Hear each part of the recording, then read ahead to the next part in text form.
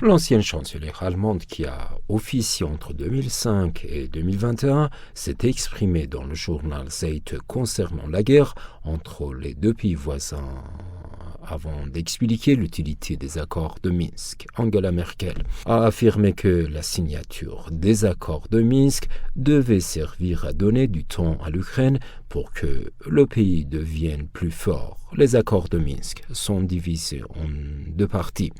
Le premier accord ayant été signé en 2014 dans l'optique d'arrêter la guerre dans la région du Donbass, région où combattent les séparatistes russes face à l'armée ukrainienne. Puis en 2015, les accords de Minsk II ont été signés avec l'objectif d'imposer un cessez-le-feu, retirer les armes lourdes du front et effectuer des échanges de prisonniers.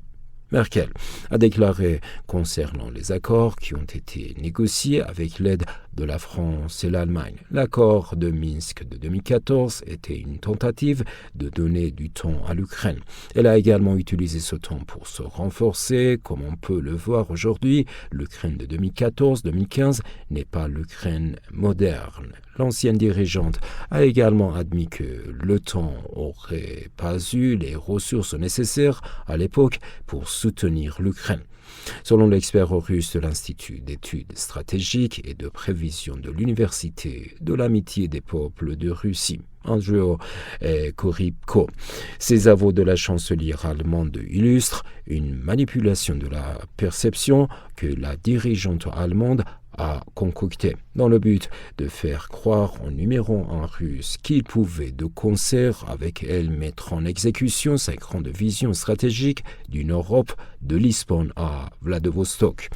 Le résultat final aurait été, d'après Korybko, que le dirigeant russe a patiemment retenu sa grande puissance pendant près de 8 ans, malgré d'innombrables provocations contre sa coétique dans l'ancienne Ukraine orientale.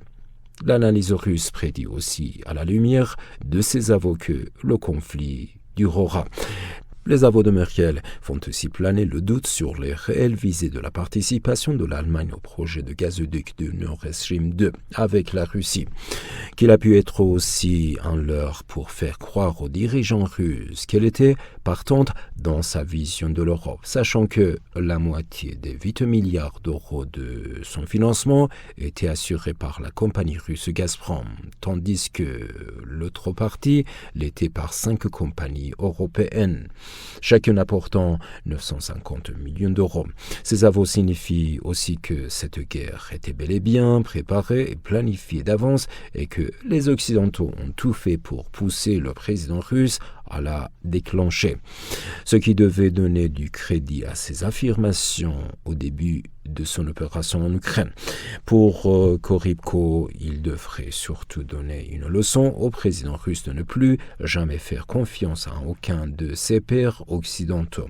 Rappelons que l'ex-président ukrainien Petro Poroshenko, qui avait signé ces accords, avait dit la même chose, à la différence que Merkel passait pour être une amie de Poutine. À vrai dire, les aveux de l'ex-chancelière allemande devraient aussi mettre en garde tous les dirigeants du monde sur l'hypocrisie des dirigeants occidentaux.